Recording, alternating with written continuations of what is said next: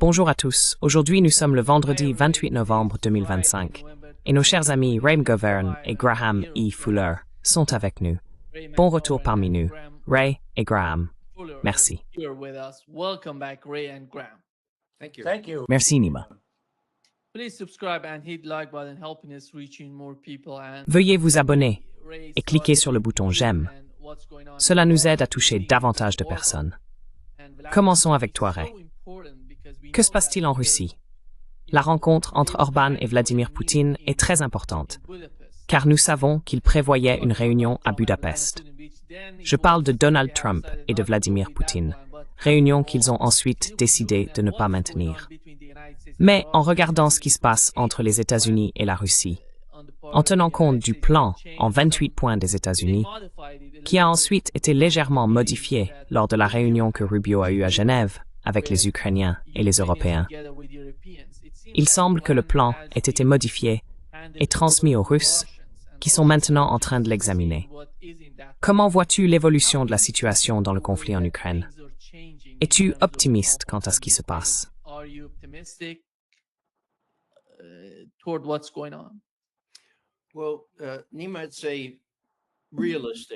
Eh bien, Nima, je dirais réaliste. J'ai toujours été contre l'idée de rejeter cette dernière ouverture, comme tu sais, une mission insensée ou vouée à l'échec dès le départ. Enfin, soyons honnêtes, la proposition ou les points de discussion ne sont même pas encore arrivés. Alors comment pourraient-ils être mort-nés? Ce qui se passe maintenant, c'est qu'ils vont arriver et ils viendront par l'intermédiaire de Witkoff, qui doit se rendre à Moscou probablement lundi, peut-être mardi. Mais toute cette affaire est extrêmement urgente, fortement poussée par Trump. Et Poutine joue le jeu. Poutine était en Ouzbékistan, bon sang, et il a tenu hier une grande conférence de presse en disant « Écoutez, je me dépêche de rentrer à Moscou maintenant. Je serai prêt à tout. Je dois aller en Inde le 3. »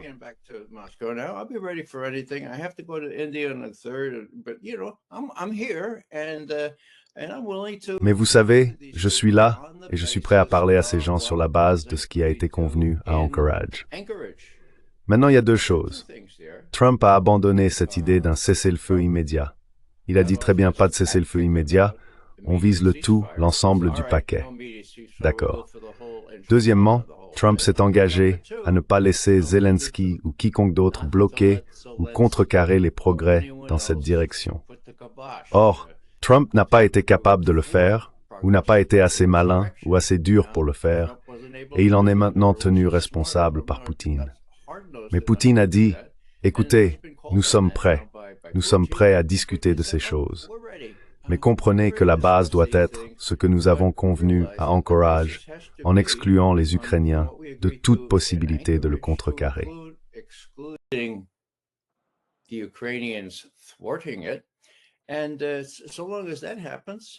Et tant que cela se produit, nous écoutons, nous leur parlerons. Il y a beaucoup de choses à discuter, mais nous sommes prêts. Maintenant, bien sûr, il dit explicitement que nous attendons Witkoff avec une impatience fébrile.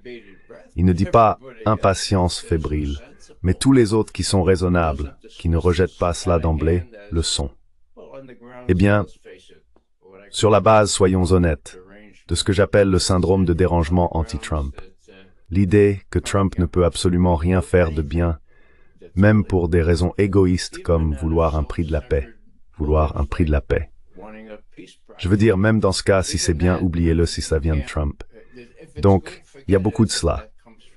Quoi qu'il en soit, la dernière chose que vous avez mentionnée, c'était aujourd'hui Poutine monte dans l'avion du Kirghizistan vers Moscou.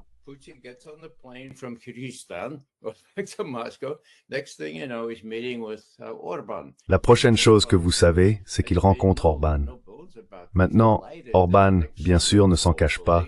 Il est ravi que le prochain sommet, espérons-le, ait lieu à Budapest. Et Trump et Poutine jouent parfaitement le jeu, et on les montre ensemble. Et les reportages disent « Oui, nous espérons que ça se fera, et oui, nous sommes prêts », dit Orban. Donc tout reste sur la table. Ce n'est pas comme si c'était quelque chose d'irréel. Laissez-moi juste terminer là-dessus. Les points principaux en jeu ici sont que les Russes ont perdu cette affaire. Trump l'a reconnu. Il a dit, dans cet avion en descendant vers la Floride pour Thanksgiving, Écoutez, les Russes contrôlent la situation. Vous voulez perdre encore 50 000 ou 60 000 personnes, ou vous voulez un accord? Voilà, c'est le point essentiel. Maintenant, la question suivante, comment expliquer cette urgence?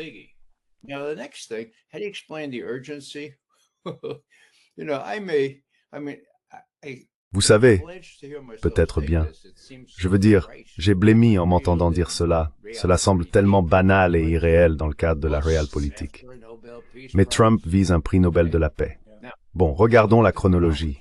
Les nominations se sont ouvertes à la mi-octobre et se sont closes le 31 janvier. Je n'exclus pas du tout l'idée que cela explique en partie pourquoi Trump fait tout cela. L'élément principal, c'est la victoire sur le terrain des Russes. Mais cela joue un rôle, et cela compte à mon avis, dans l'urgence avec laquelle tout cela est mené. Maintenant, la dernière chose que je dirais, les Britanniques, comme à leur habitude, disent que ce n'est pas convenable, que ce n'est pas une manière de mener des négociations, que c'est chaotique. Eh bien, oui.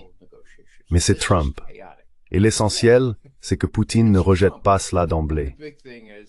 Il a dit, d'accord, allons-y, voyons ce que vous avez à dire. Voyons si nous pouvons en finir avec cette fichue guerre. Je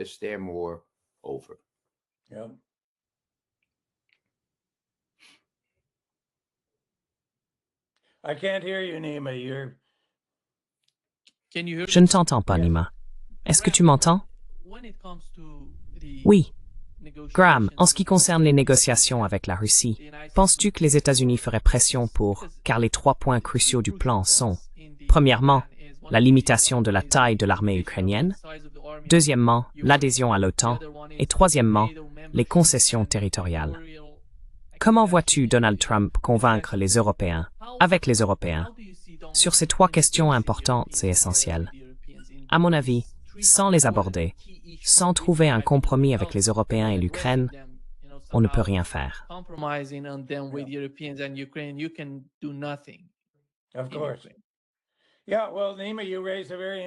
Bien sûr.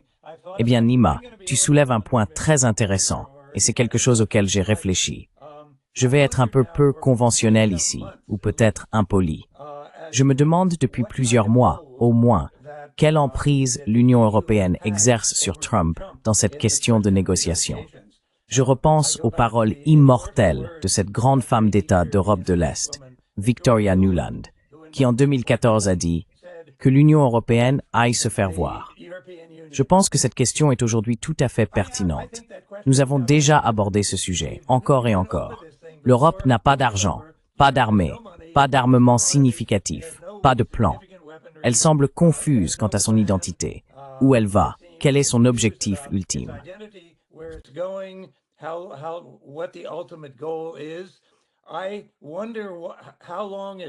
Je me demande combien de temps il faudra à Trump pour décider, pour reprendre les mots de Victoria Nuland, au diable l'ULM. Je veux dire, que peut faire l'ULM? Ils peuvent crier, ils peuvent protester, mais je ne sais pas s'ils sont en position de bloquer sérieusement un traité de paix soutenu par les États-Unis. Et j'ai peur, enfin, j'ai de la peine pour Zelensky. Je pense que c'est peut-être un type bien.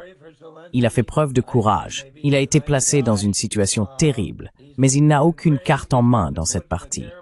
Que peut-il offrir? Si Trump dit d'aller à la guerre, il ira à la guerre. Si Trump dit d'arrêter la guerre, il devra arrêter la guerre.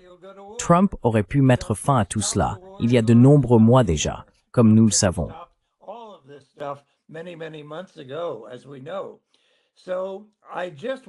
Je me demande simplement à quel point tout cela est réaliste. De quoi Trump s'inquiète réellement en disant « au diable Ludo Beaufort » ou « au diable Zelensky » à ce sujet. C'est nous qui tenons les rênes. Ce sont nos armes, notre argent, notre stratégie à long terme.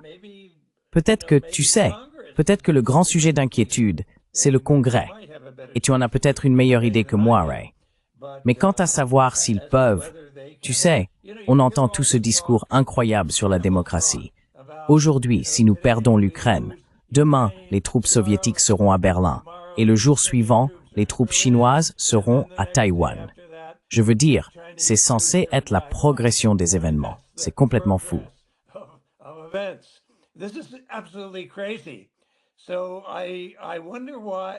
Je me demande donc si Trump ne découvre pas qu'il a peut-être plus de pouvoir qu'il ne le pensait, ou s'il ne devrait pas essayer quelque chose de nouveau. Mais de toute évidence, quelque chose fonctionne maintenant, puisque Trump a adopté une position plus ferme. Ils enquêtent sur la corruption en Ukraine. Zelensky est manifestement relégué au second plan. Sa réputation en souffre largement. Il n'y a aucun homme d'État européen sur la scène capable de dire le contraire. Sauf, je dois le dire, Viktor Orban lui-même. Et quand je dis à mes amis européens que je pense qu'Orban est le seul dirigeant sérieux, ils poussent des cris d'horreur. Et vous savez, sont prêts à me considérer comme un proche allié de Trump ou autre chose du genre. Mais je pense que Trump commence à se diriger vers une approche plus dure. Il a les cartes en main. Ray, Donald Trump a décidé d'envoyer Rubio en Europe, à Genève, pour parler avec les Européens et les Ukrainiens. Et il parle d'envoyer Vitkov, accompagné de son gendre, en Russie. De quoi s'agit-il? Penses-tu que c'est une bonne idée d'envoyer Rubio avec Vitkov? Comment vois-tu toute cette affaire?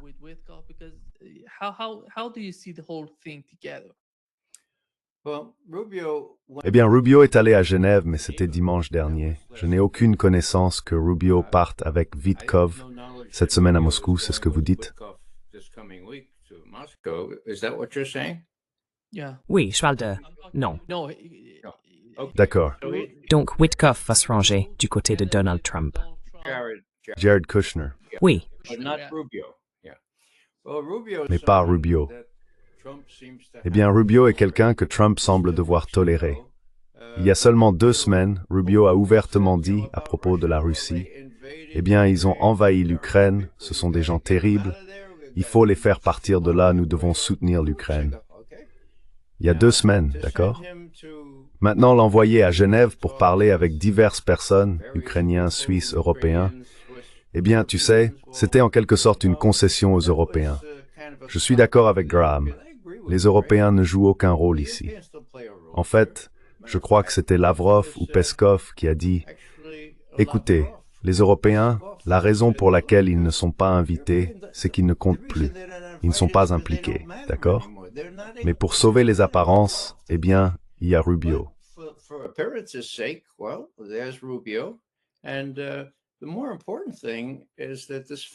Et le plus important, c'est que ce type, Driscoll, Daniel Driscoll, qu'on dit très proche de J.I.D. Vance, est allé à Kiev. D'accord? Et qu'a-t-il dit à Kiev? Oubliez ça. La guerre est finie, les gars. Il faut être réaliste, parce que voilà ce qui va se passer. D'accord? Et si vous ne croyez pas que vous perdez sur le front, je peux vous montrer des cartes et des photos. Mais vous savez, il a ajouté ceci. Il a dit, les Russes produisent des roquettes et des missiles à la pelle. Je veux dire, ils les entassent maintenant dans des bâtiments parce qu'ils n'ont plus de place pour les stocker. Donc ils peuvent s'en servir à tout moment. Alors voilà, c'est comme ça. Comme mon ami J.D. Vance l'a dit il y a 2 mois, c'est fini. On ne s'occupe plus de l'Ukraine.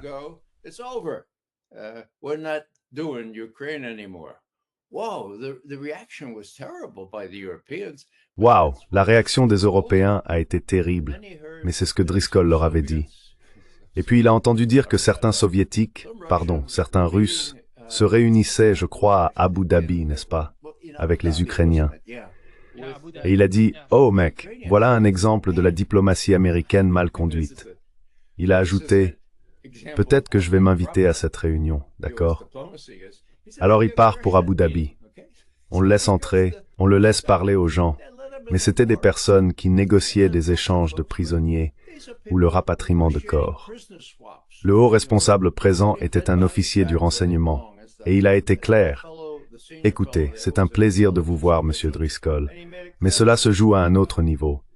Nous attendons avec impatience Witkoff lundi ou mardi, et c'est à ce moment-là que cela se fera. »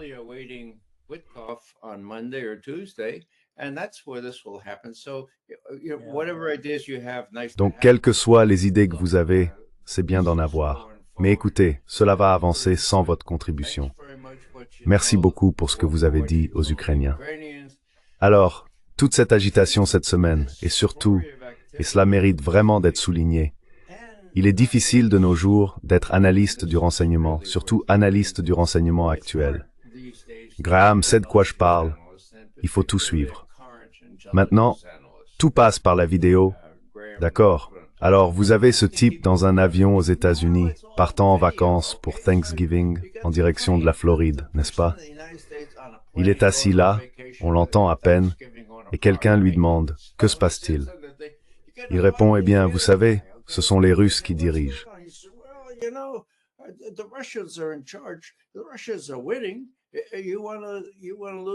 Les Russes sont en train de gagner. Voulez-vous perdre encore 50 000 ou 60 000 soldats? Ou voulez-vous un accord? D'accord. Voilà la réalité. Voilà le contexte. Et c'est, je pense, par là que Witkoff va commencer. Que Trump ait le cran, qu'il ait les moyens d'aller de l'avant et de le faire cette fois. Eh bien, il a les faits sur le terrain de son côté. Il a l'incroyable volonté de Poutine d'envisager ces ouvertures, malgré leur caractère inapproprié. Donc, cela joue beaucoup en leur faveur. Nous verrons mardi, mais il est bien trop tôt pour dire que cette proposition, telle qu'elle est en réalité de simples éléments de langage, est morte-née.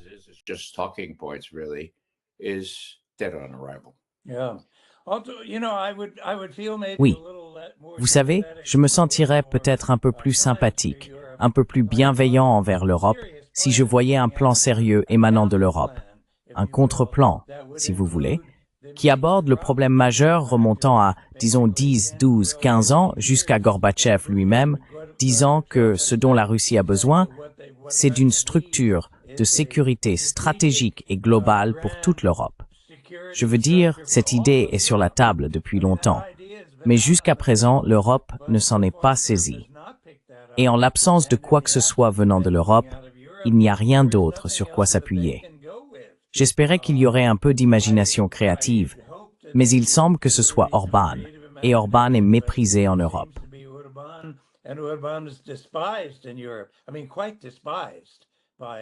Je veux dire, assez méprisé par presque tout le monde. Et tant que l'Europe languira sous ce régime de 150, 200 ans de russophobie, j'ai beaucoup de mal à imaginer comment elle pourra un jour s'asseoir et jouer un rôle positif, avoir une vision imaginative de la direction que prendra la nouvelle Europe. Quelle sera la nature des relations de la Russie avec l'Europe? Je veux dire, vont-ils construire un autre mur de Berlin contre la Russie? Ce serait évidemment insensé, mais je ne vois pour l'instant aucune autre alternative. Cela viendra probablement, mais cela a déjà pris beaucoup de temps et coûté beaucoup de vies, et nous n'y sommes pas encore.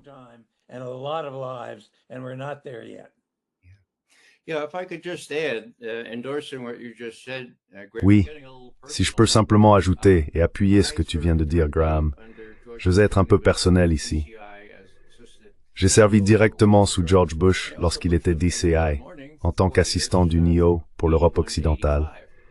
Je le briefais aussi un matin sur deux pendant 4 ans, de 1981 à 1985. J'ai été ravi en 1989, et c'est de cela que tu parles, quand Bush, avant la chute du mur de Berlin, a prononcé un discours, je crois que c'était à Mayence. En tout cas, il a dit, écoutez, nous envisageons une Europe entière et libre, de Lisbonne à Vladivostok. C'est pour cela que nous travaillons, d'accord? Puis le mur est tombé, et McGovern a dit, oh, c'est formidable.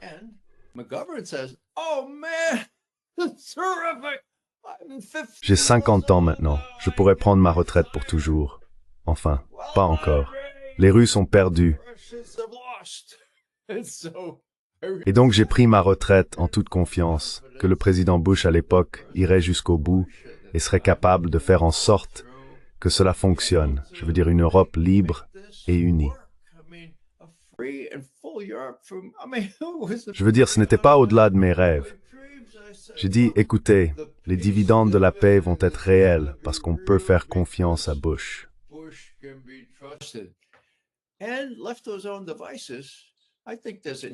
Et s'il avait laissé ces options sur la table, je pense qu'il est tout aussi possible qu'il ait résisté à la pression pour élargir l'OTAN. Bill Clinton avait ses propres raisons. Quoi qu'il en soit, lorsque Bush a envoyé Jim Baker seulement 2 mois après la chute du mur de Berlin, le 1er février 1990, Baker a dit, eh bien, que diriez-vous de ceci? Nous aimerions avoir une Allemagne réunifiée, n'est-ce pas?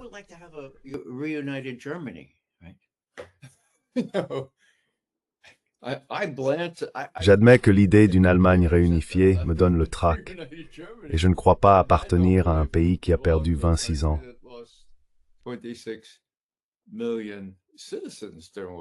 Millions de citoyens pendant la Seconde Guerre mondiale.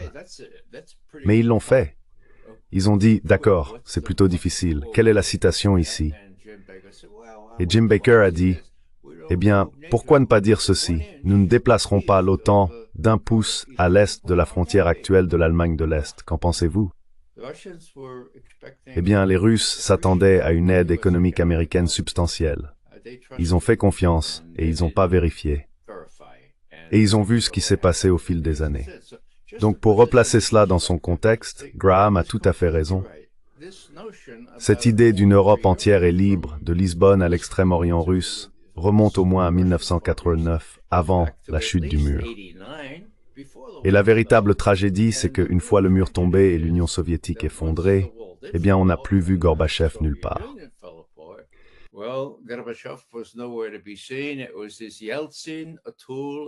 C'était Eltsine, un instrument entre les mains de Bill Clinton, un ivrogne jusqu'au bout. Et Poutine a observé cela de près pendant presque 10 ans. Il en a beaucoup appris et il a accompli un succès remarquable en reconstruisant la Russie et l'armée russe au cours des 25 années suivantes. Je pense que son sens de l'État est tout aussi important et nous verrons ce qui se passera la semaine prochaine. Je crois que sa principale préoccupation est l'équilibre nucléaire. Il ne veut rien qui puisse le perturber ou le mettre en danger. Et je pense qu'il considère sincèrement les progrès dans les relations avec les États-Unis comme l'objectif prioritaire. L'Ukraine, les bombardements américains, ce sont des questions secondaires.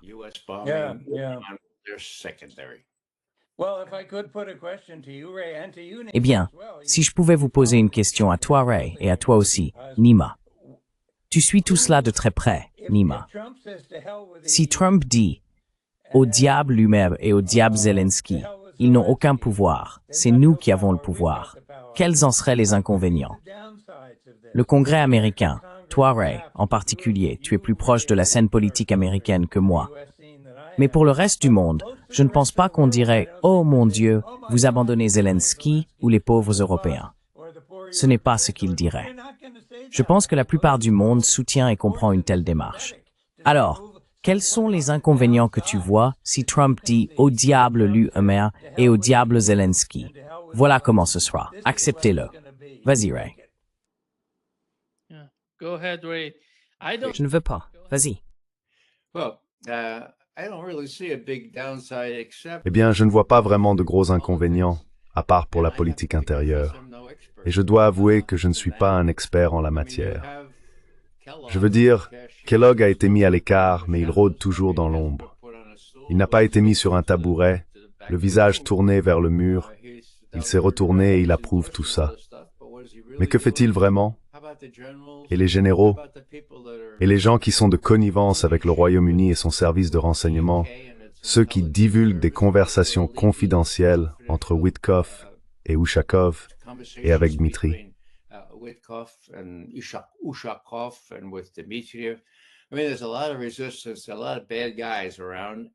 Je veux dire, il y a beaucoup de résistance, beaucoup de mauvais acteurs dans les parages. Donc il reste à voir si cette fois, avec les Russes ayant gagné, et à mon avis Trump rêvant d'un prix Nobel de la paix, les choses se dérouleront différemment. Et vous savez, je n'invente rien. Regardez ce qu'il en a dit. C'est un peu puéril. C'est comment dire, juste un désir éhonté de reconnaissance. Maintenant, quelqu'un m'a tweeté en réponse à quelque chose que j'ai dit. Alors, vous militez pour que Trump obtienne un prix Nobel de la paix, c'est ça?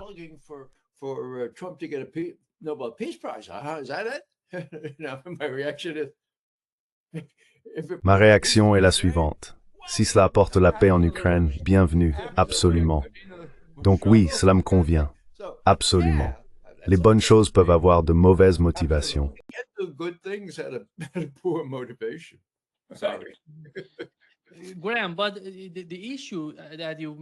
Graham, à propos du sujet que vous avez mentionné, Donald Trump, jusqu'à présent, ce que nous avons appris de l'administration Trump l'a totalement divisé. Vous savez, d'un côté, nous avons J.D. Vance, Steve Witkoff, Donald Trump et d'autres qui sont enthousiastes, qui veulent vraiment faire quelque chose en Ukraine pour mettre fin au conflit. De l'autre côté, on voit Rubio et ses partisans, le directeur de la CIA en fait partie, qui sont plus proches de Rubio et de ce qui se passe. Ils ne veulent pas que Donald Trump aille à contre-courant. Ils veulent être davantage alignés sur l'establishment aux États-Unis, car ils ne considèrent pas Donald Trump comme l'un des leurs. Ils veulent montrer à quel point ils sont puissants au sein de l'administration.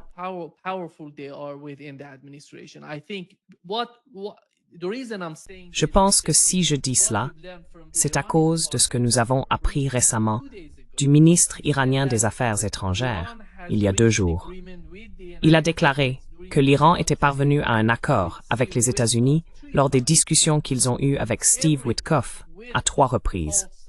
Et chaque fois que Witkoff appelait quelqu'un à Washington, qui à mon avis était Marco Rubio et son équipe, il disait non, quoi qu'il se soit passé pendant les discussions.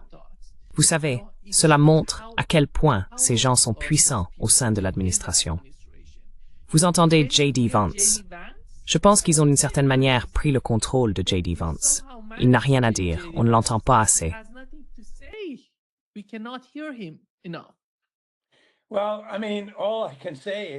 Eh bien, je veux dire, tout ce que je peux dire, c'est que Trump est président, et je ne sais pas exactement quels pouvoirs sont liés à la présidence.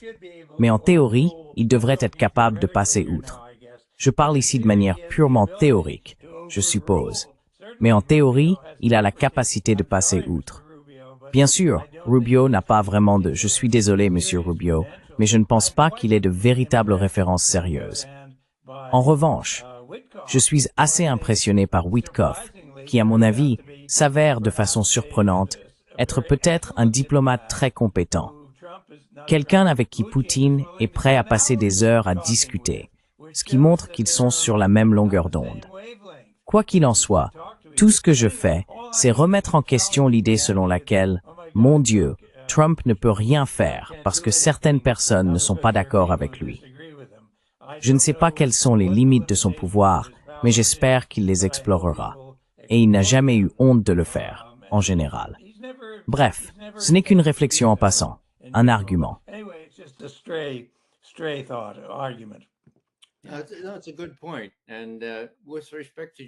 C'est un bon point. Et en ce qui concerne J.D. Vance, il a dit, c'était il y a environ 2 mois, nous en avons fini avec l'Ukraine. Plus d'argent, plus de soutien. Nous en avons fini avec l'Ukraine. Ce sont ses mots, d'accord? Maintenant, il est resté plutôt discret, mais vous savez, son gars, c'est Daniel Driscoll. Ils sont allés à la faculté de droit ensemble. Mec, ils ont ces citations. Il est maintenant secrétaire de l'armée, une force avec laquelle il faut compter, car il a remplacé ce faucon nommé Kellogg, le général qui avait tout fichu en l'air. Donc, en un mot, je vois Driscoll exécuter les ordres de J.D. Vance, du président, de Witkoff et d'autres personnes qui partagent ce point de vue. Et fait intéressant, Poutine, dans une grande interview très importante hier, a aligné cette constellation d'acteurs et a dit, eh bien, ces types-là et ces types-là, on ne sait pas comment cela va se terminer. Peut-être que Witkoff nous dira comment cela va se terminer quand il viendra ici dans quelques jours.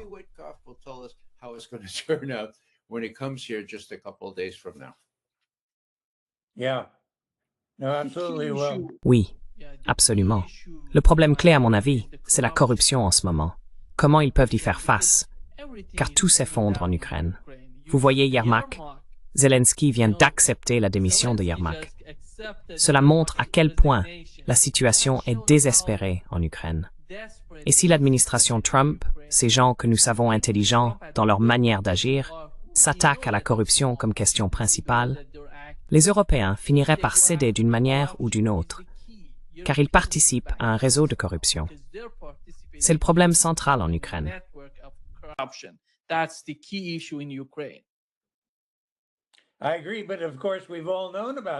Je suis d'accord, mais bien sûr, nous savions tous depuis des années qu'il y avait de la corruption. Simplement, personne ne voulait en parler. Et maintenant, tout le monde dit « Oh mon Dieu, nous venons de découvrir que l'Ukraine est corrompue ». C'est un peu fou, mais cela suggère que le pouvoir est en train de s'éloigner des acteurs habituels, Zelensky et son entourage. J'espère simplement que cela annonce un changement dans le jeu de pouvoir qui pourrait amener Trump à se dire « Bon sang, je suis le président, voilà ce que nous allons faire ». Si ça ne te plaît pas, Monsieur Rubio, il y a un poste à la sécurité sociale qui t'attend quelque part.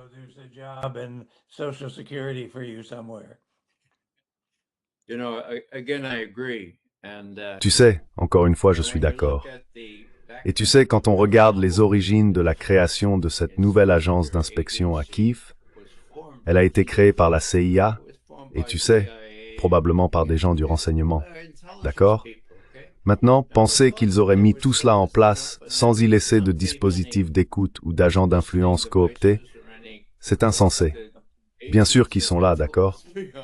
Donc ces enquêtes, qui remontent maintenant à au moins un mois, ne devraient surprendre personne. Mais ce qui est intéressant, c'est que c'est les États-Unis qui sont derrière tout ça, d'accord? Oui, Je ne peux pas le prouver, mais mon Dieu. absolument, absolument. Alors maintenant, que fait Zelensky? Moi, je sais ce que je vais faire. Les autres types proches de moi, ils se sont enfuis sur la Riviera italienne.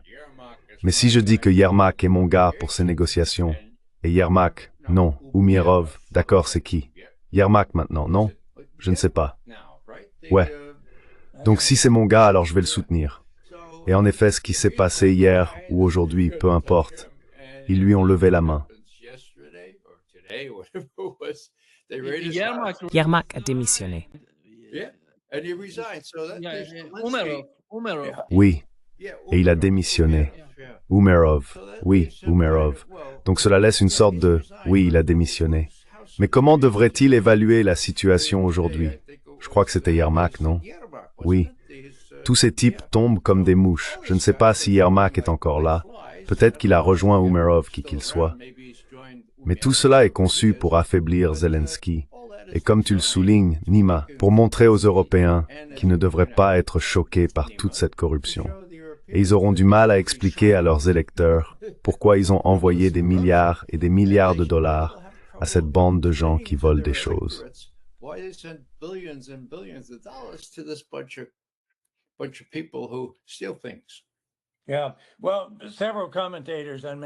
Oui. Eh bien, plusieurs commentateurs dans différents médias ont dit que von der Leyen, Merz, Macron et tous ces autres se battent vraiment pour cela. Surtout des personnes comme von der Leyen, qui ne sont même pas véritablement élues. Ils se battent pour leur siège et leur avenir. Et si tout le jeu autour de l'Ukraine s'effondre, si cela échoue, ce sera vraiment la fin de l'ancienne garde de l'UOPOR.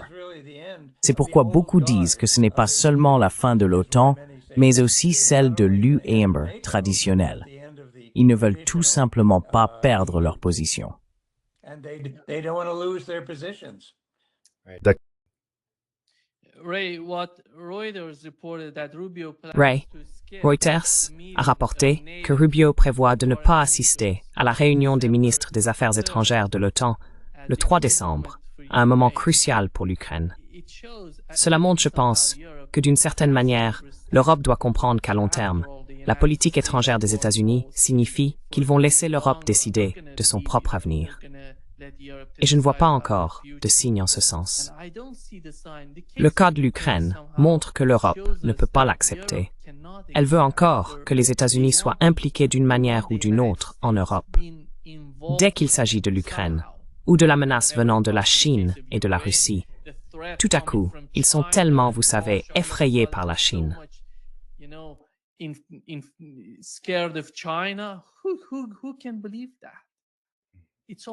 Qui peut croire ça? Tout tourne autour de la présence des États-Unis en Europe. Je ne sais pas si vous l'avez remarqué, mais Ursula von der Leyen et Kaja Kallas se disputent à cause du pouvoir. Kallas a déclaré que le pouvoir est concentré entre les mains d'Ursula von der Leyen. Cela montre à quel point l'Europe pourrait faire face à d'énormes difficultés si les États-Unis se retiraient. Et il considère le cas de l'Ukraine comme l'un des principaux enjeux qu'ils peuvent utiliser pour maintenir les États-Unis en Europe et impliqués dans ce qui s'y passe.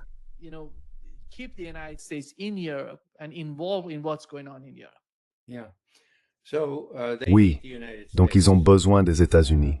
Ils ont besoin que les États-Unis soient impliqués. C'est pourquoi ils se battront bec et ongle pour empêcher tout véritable rapprochement entre les États-Unis et la Russie. Mais j'ajouterais simplement ceci. Je pense que les États-Unis ont contribué à corrompre, affaiblir et bien castrer, choisissez les adjectifs ou verbes que vous voulez, l'Europe, et ce depuis la fin de la Seconde Guerre mondiale. L'accord était que les États-Unis interviendraient de manière assez généreuse pour aider à reconstruire l'Europe. Ne vous inquiétez pas de vos problèmes de sécurité, disait-il. Nous nous en occuperons. L'OTAN sera le véhicule pour tout cela. Et qui est l'OTAN? L'OTAN, c'est les États-Unis. Alors maintenant, soudainement, sans l'OTAN ou sans les États-Unis, je ne suis pas sûr de savoir comment l'Europe pourrait même commencer à trancher certaines de ces questions par elle-même.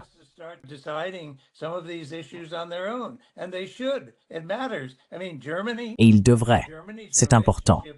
Je veux dire, l'Allemagne et la relation de l'Allemagne avec la Russie est extraordinairement importante. Cela remonte à des siècles. Et toute la question du gazoduc et tout le reste, on pourrait penser que les Allemands réfléchiraient sérieusement à établir une relation avec la Russie dans de nombreux domaines, économiques, énergétiques, etc., etc. Mais ici, nous avons des gens qui discutent de la manière dont l'Europe doit se préparer à faire la guerre à la Russie dans 3 ou 4 ans. C'est, je veux dire, incroyablement stupéfiant.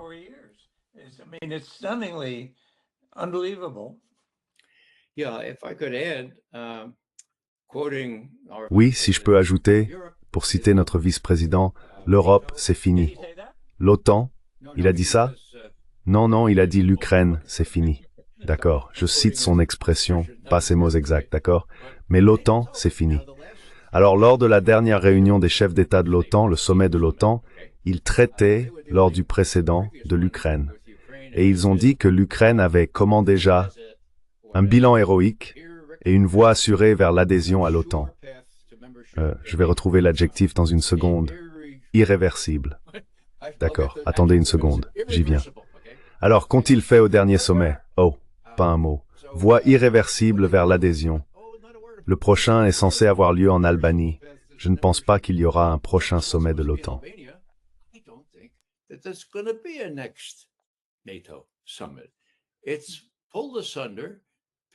Tout est en train de se disloquer. Les gens, je veux dire, les Hongrois, les Slovaques et d'autres, s'opposent à tout cela. Il y a de graves problèmes économiques. Et donc, la grande question, ce sont les garanties de l'article 5. Mon Dieu, qui peut croire que les États-Unis, dans les circonstances actuelles, soutiendraient l'Allemagne, par exemple, si les Allemands se retrouvaient dans une échauffourée avec les Russes et qu'on ne savait pas clairement qui avait commencé? D'accord. Donc l'article 5 est mort. L'OTAN est morte. Et je pense que Trump s'en rend plus ou moins compte, malgré tous les détracteurs à Washington. Je crois que c'est la base de la situation actuelle et de ce qui va se passer la semaine prochaine avec Wittkov à Moscou. Je vais demander la permission de m'absenter un instant. Je dois m'occuper de ma femme.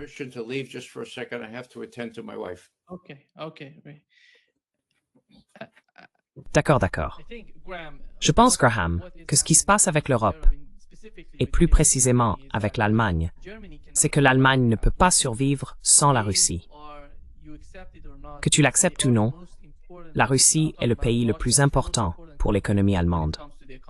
Et l'une des raisons, je ne sais pas si tu as vu cela dans les médias grand public au Royaume-Uni, c'est qu'ils attaquent l'AfD en Allemagne, parce qu'ils estiment que si l'AfD arrivait au pouvoir, cela influencerait fortement cette sorte de haine qu'ils alimentent envers la Russie. Comment vois-tu la situation en Allemagne, Graham? Parce qu'à mon avis, l'Allemagne est tellement importante. Tellement importante.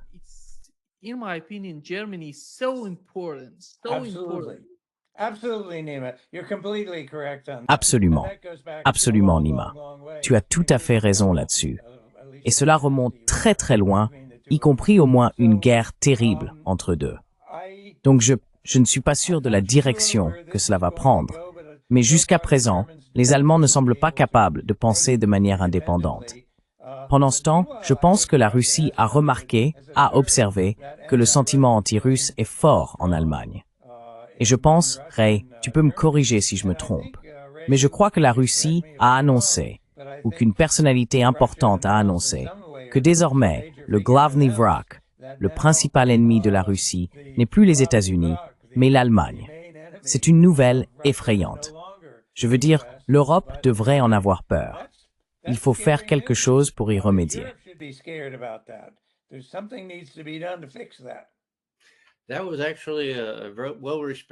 C'était en fait un sondage très respecté, Levada, je crois. Un sondage réalisé en Russie. Et pour la première fois depuis la Seconde Guerre mondiale, le Glavny Vrag, le principal ennemi, n'était plus les États-Unis, mais clairement la République fédérale d'Allemagne. Cela a son importance. Comme vous le soulignez, il y a beaucoup d'histoires derrière cela. L'Allemagne est cependant divisée. La partie orientale de l'Allemagne est beaucoup plus disposée à traiter avec les Russes. Et le gouvernement Baerbock est si fragile avec la majorité ou la coalition qu'il a. Donc vous savez, quand un accord sera conclu et que Baerbock apparaîtra comme ayant gaspillé énormément d'argent, non seulement sur la Russie, mais aussi sur ses dépenses de défense insensées, et que le filet social présentera encore plus de failles béantes, je pense que les mérites s'en iront. Je ne sais pas ce qui se passera, mais l'AfD aura certainement plus d'influence, pour le meilleur ou pour le pire, en ce qui concerne la détente. Pour le meilleur, pour les personnes qui me tiennent à cœur, la veuve, l'orphelin, le réfugié.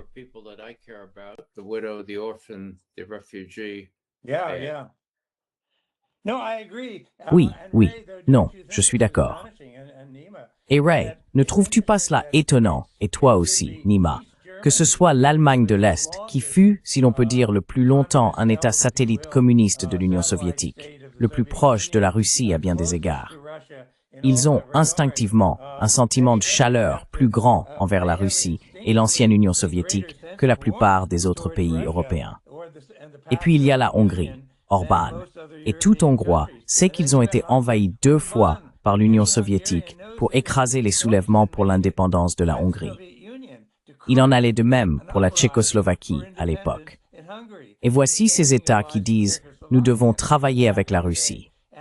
Ils ne disent pas comme Kaja Kallas que c'est l'ennemi, qu'il faut les abattre, les détruire, bla bla bla.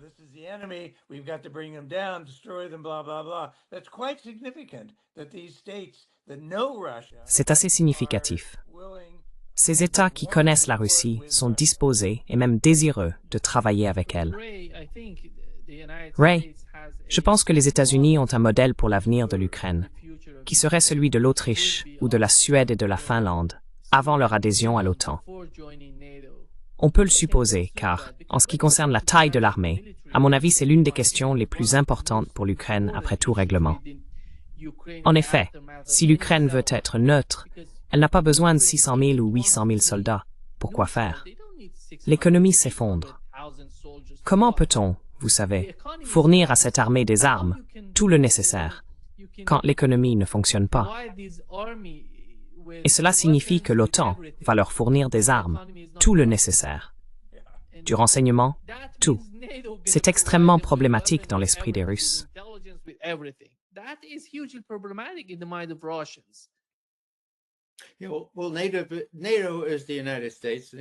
Eh bien, l'OTAN, c'est les États-Unis, et les États-Unis ne vont pas le faire. La politique déclaratoire, c'est non. Nous vous vendrons quelques armes européennes si vous parvenez à réunir l'argent pour les acheter, et elles ne seront pas prêtes avant quelques années. Mais alors, si vous les achetez, il n'y aura plus de soldats ukrainiens pour les utiliser. Sinon, c'est vraiment un plan de génie. C'est ainsi que ces gens pensent. Je veux dire, revenons à la question de la neutralité. Il y a l'Autriche, il y a la Suède, et il y a la Finlande, bon sang. Maintenant, la Finlande est un bel exemple. Elle a rejoint le mauvais camp au début de la guerre, Puis elle s'est dit, oh mince, il vaudrait mieux arrêter ça et chercher une sorte de pause. Et c'est ce qu'elle a fait. Et ensuite, elle a dû recommencer avec les Russes.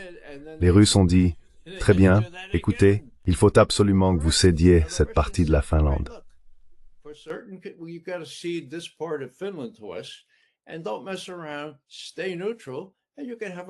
Et ne jouez pas avec le feu. Restez neutre, et vous pourrez avoir un pays prospère. La Finlande avait un pays très prospère, comme l'Autriche et la Suède, en restant neutre.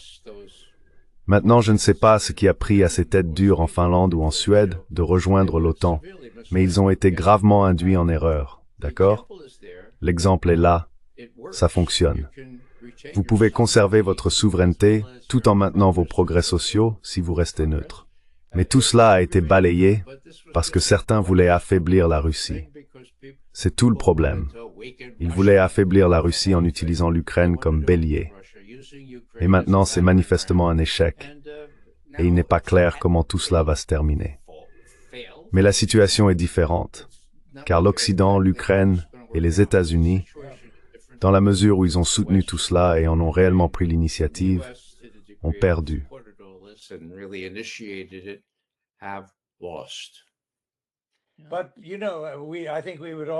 Mais vous savez, je pense que nous serions tous d'accord pour dire qu'il ne s'agit pas seulement de mettre fin à la guerre. Le problème c'est comment sauver la face.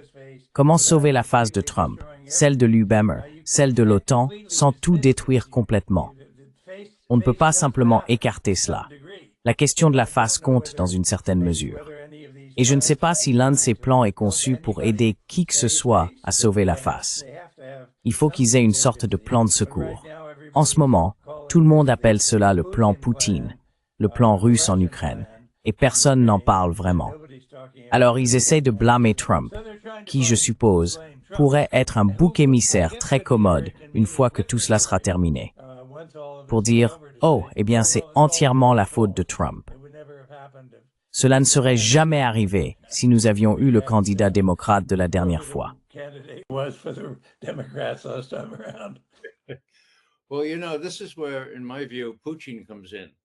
Eh bien, vous savez, c'est là que, à mon avis, le braconnage entre en jeu. Une diplomatie circonspecte, patiente et accomplie. Quelle est la réalité? Je dois gérer ce type encore pendant 3 ans, probablement, à moins que quelqu'un ne s'en charge.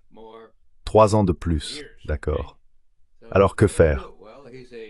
Eh bien, c'est un narcissique illusoire et délirant. Je n'ai pas vraiment besoin de grand-chose de lui, sauf qu'il garde ses doigts loin du code nucléaire. Donc je vais agir comme on le fait avec ce genre de personnes. Je vais arrondir les angles et je verrai ce qu'il peut gérer en ce qui concerne Witkoff. C'est ça l'essentiel, à mon avis.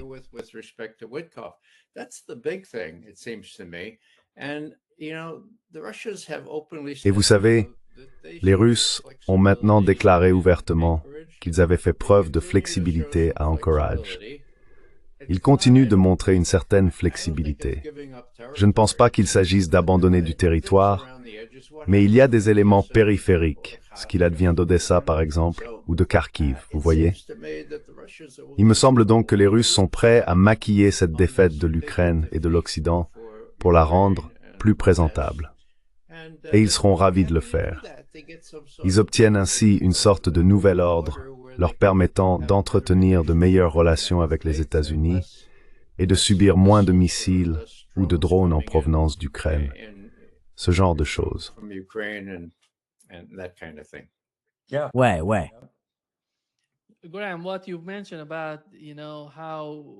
Graham, ce que tu as mentionné à propos de l'issue de tout règlement en Ukraine, pour l'Europe et pour les États-Unis, pour l'image de l'Europe, pour l'image des États-Unis, ce qui m'étonne, c'est que la Russie, malgré tout, a vaincu l'ensemble de l'Occident avec l'Ukraine. Mais elle ne s'en vante pas. Elle ne cherche pas à humilier qui que ce soit. Elle cherche à négocier. Mais du côté européen, on voit l'inverse. Ils essayent d'humilier la Russie chaque jour, en disant qu'elle n'est rien, qu'elle ne peut rien faire. Et Ray, il me semble que peu importe ce qui se passe là-bas, après tout, l'affaire de l'Ukraine touche simplement à sa fin.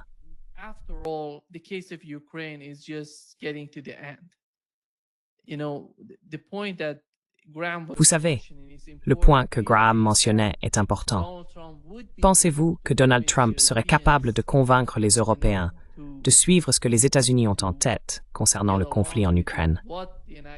Ou allons-nous assister à une continuation de ce va-et-vient, l'envoi de nouvelles troupes ou de nouveaux déploiements en Europe, pour ensuite entendre dire que ces plans ne vont pas fonctionner et qu'il faut les modifier? Vous savez, cela va prendre beaucoup de temps. La guerre en Ukraine continue et les gens là-bas souffrent. Nous savons ce qui est arrivé à l'Ukraine. 57 millions de personnes auparavant. Maintenant, 20 ou 25 millions. C'est énorme ce qui s'est passé en Ukraine. Et nous devons aussi comprendre la souffrance du peuple là-bas.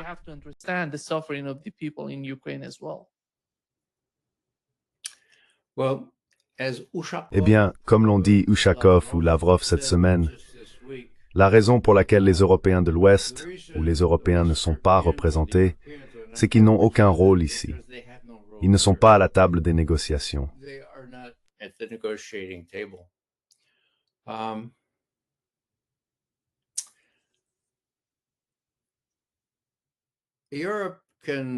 L'Europe peut essayer de contrecarrer ce genre de choses. Mais si Trump a un peu de cran, et je pense que c'est probablement le cas, cela ne va pas fonctionner. Je suis désolé, j'ai manqué le contexte. Qu'est-ce qui ne fonctionnera pas exactement? Eh bien, les Européens ont réussi à freiner les progrès concernant l'Ukraine pendant un certain temps. Maintenant, je pense qu'avec triumvirat Scholz, Starmer, Macron, toujours au pouvoir, ils feront tout leur possible pour essayer, mais ils n'en ont pas les moyens. Et vous savez, pour citer l'un de mes personnages historiques préférés, Joseph Staline, il parlait du Vatican, combien de divisions le Vatican possède-t-il? Eh bien, combien de divisions l'Europe possède-t-elle? Et combien de temps ces dirigeants ont-ils réellement? C'est exact. Donc quand ces dirigeants seront évincés, ce sera l'année prochaine, retenez bien mes mots, et que le peuple se lèvera pour dire « Regardez, vous avez gaspillé des milliards, et moi je dois attendre 4-6 ans pour prendre ma retraite. » C'est une exagération, mais bon. Vous savez, tout cela va finir par éclater. Et voilà que Poutine dit « Bon, j'ai encore 3 ans de Trump, peut-être 1 an ou 2 de cette coalition des volontaires, d'accord? Donc, nous gagnons. Je ne suis pas pressé. Tant que je peux garder les doigts de Trump loin des codes nucléaires, je ferai tout ce que je peux pour ça, et je gagnerai. Je serai très perspicace, je le flatterai dans tous les sens, et je le nommerai pour le prix Nobel, bon sang. Si tu rappelles les chiens de l'Europe et que tu trouves une résolution sensée sur l'Ukraine.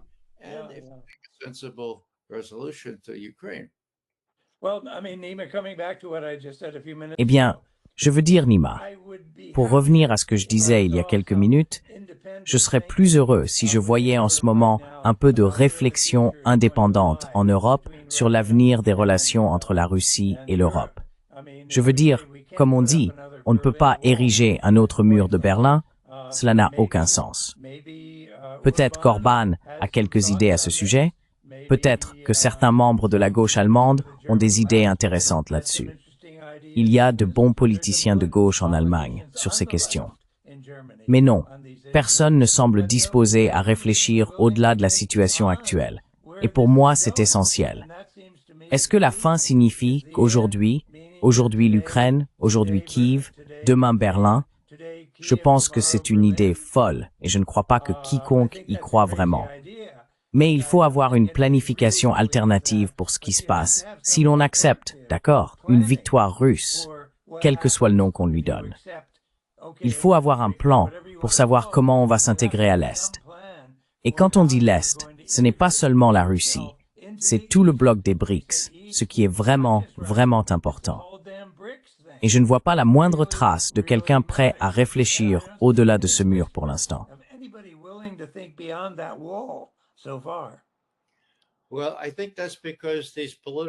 Eh bien, je pense que c'est parce que ces politiciens opportunistes qui ont émergé en Europe n'ont pas encore été confrontés à ce genre de décision. Maintenant, si ce que j'anticipe ou plutôt ce que j'espère, se produit à Moscou cette semaine, et montre clairement que la guerre est réglée par la Russie et les États-Unis, indépendamment des Européens, il faudra un certain temps pour que cela se répercute, vous savez. Mais la principale carte que possèdent les deux superpuissances, c'est que la Russie a gagné. Trump l'a reconnu dans cet avion en partant en vacances. Tout le monde sait plus ou moins qu'il va falloir s'en occuper.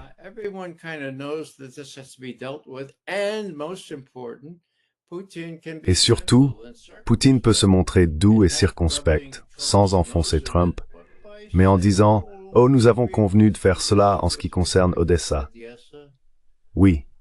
Eh bien, c'est l'Ukraine qui l'a. Oui. Donc ils en ont besoin. Oui. S'ils veulent être un État souverain, je veux dire sans accès à la mer, ils deviennent une ferme pour le reste de l'Europe. Alors oui, parlons-en. Voyons cela. Cela peut se faire de manière douce et progressive, me semble-t-il. Tout cela parce que nous avons un homme d'État au pouvoir au Kremlin. Et je me contente de le reconnaître et de dire bon sang, nous avons de la chance de l'avoir.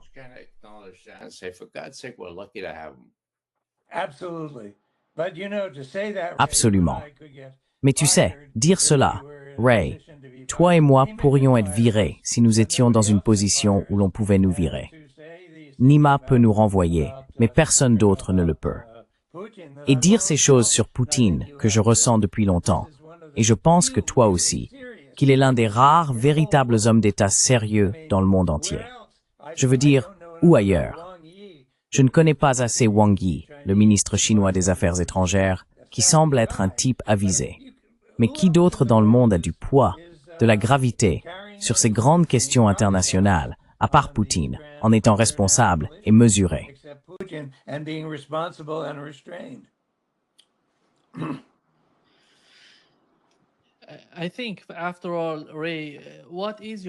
Je pense, après tout, Ray, quelle est ton opinion sur l'agenda russe à la suite d'un éventuel règlement? Penses-tu que la Russie serait disposée à aider l'Ukraine à se reconstruire? Supposons que nous ayons en Ukraine un gouvernement entretenant de bonnes relations à la fois avec la Russie et avec l'Occident, avec les Européens. À mon avis, l'objectif final serait que ce gouvernement reste lié à la fois à la Russie et à l'Europe d'une manière qui maintienne une certaine forme d'équilibre. Je peux imaginer la Russie satisfaite de cela, voire prête à aider l'Ukraine. Car, lorsqu'il s'agit de la saisie des avoirs russes, c'est là le point crucial. La Russie aiderait l'Ukraine si on la laissait agir à sa manière, et non selon la façon dont l'Europe veut procéder.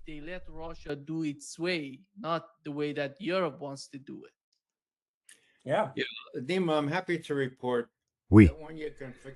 Nima, je suis heureux d'annoncer qu'on peut oublier la saisie des avoirs russes, n'est-ce pas? Les Belges ont compris ce que cela signifierait pour eux, et certains autres Européens ont dit « Écoutez, Ursula von der Leyen, oubliez ça, ça n'arrivera pas. » Je pense que les signes sont très clairs maintenant. Ça n'arrivera pas, d'accord? Donc, pas d'avoir, n'est-ce pas? Ces avoirs, comme tu le soulignes à juste titre, pourraient être utilisés pour la reconstruction. Regardez ce que les Russes ont déjà fait dans des endroits comme Mariupol, des lieux qu'ils ont repris en 2022. Oui, surtout en 2022. Je veux dire, ce sont des villes reconstruites. Ou la Tchétchénie. Oui, ou la Tchétchénie, n'est-ce pas, même avant. Donc ils ont la richesse, ils ont les moyens. La plupart de ces gens parlent russe. Luhansk et Donetsk bénéficient depuis longtemps des efforts de reconstruction russes. Donc je vois cela se produire, et je le vois se produire progressivement. Vous savez, ces choses peuvent toutes être gérées avec le temps. Et si Poutine était un autre type de personne, j'aurais plus de crainte. Maar is beter voor een Kate que sauter dans tous les sens. Après ça.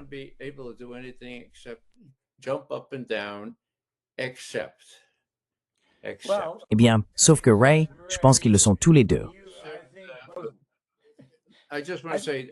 Je veux simplement dire que des opérations de type fausse bannière, ils en ont déjà tenté quelques-unes sans succès, mais ils pourraient en organiser une de grande ampleur.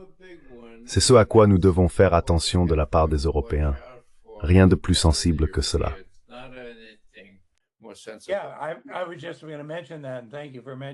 Oui, j'allais justement en parler, et merci de l'avoir mentionné. Le MI6 me fait peur. Je veux dire, si une bombe tombait par hasard sur le MI6, le monde s'en porterait peut-être mieux. Ne me citez pas là-dessus.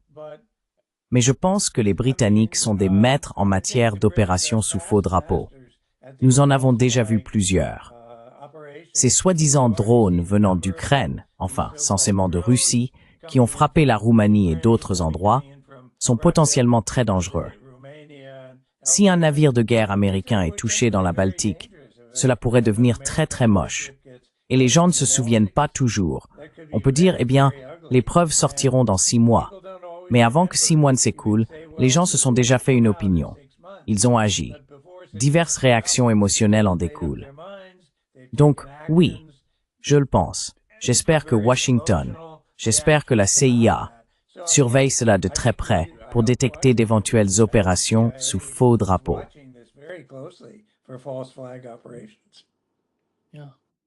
Oui, merci beaucoup, Ray et Graham, d'être avec nous aujourd'hui. Ce fut un grand plaisir de parler avec vous. Vas-y, Ray, veux-tu ajouter quelque chose? Je viens de recevoir un message de mon rédacteur en chef chez consortiumnews.com. L'article sur lequel j'ai travaillé après avoir écouté la séance de questions-réponses de Poutine hier, puis à propos d'Orban aujourd'hui, est maintenant en ligne sur consortiumnews.com. Joe Lauria, le rédacteur en chef, m'a suggéré de le mentionner. Il est en ligne maintenant. Vous pouvez y accéder. C'est formidable, Ray. Merci pour ce que tu fais. Vraiment formidable. Oui, Comme toujours. merci Nima. Ravi de parler avec vous deux. Au revoir. À bientôt.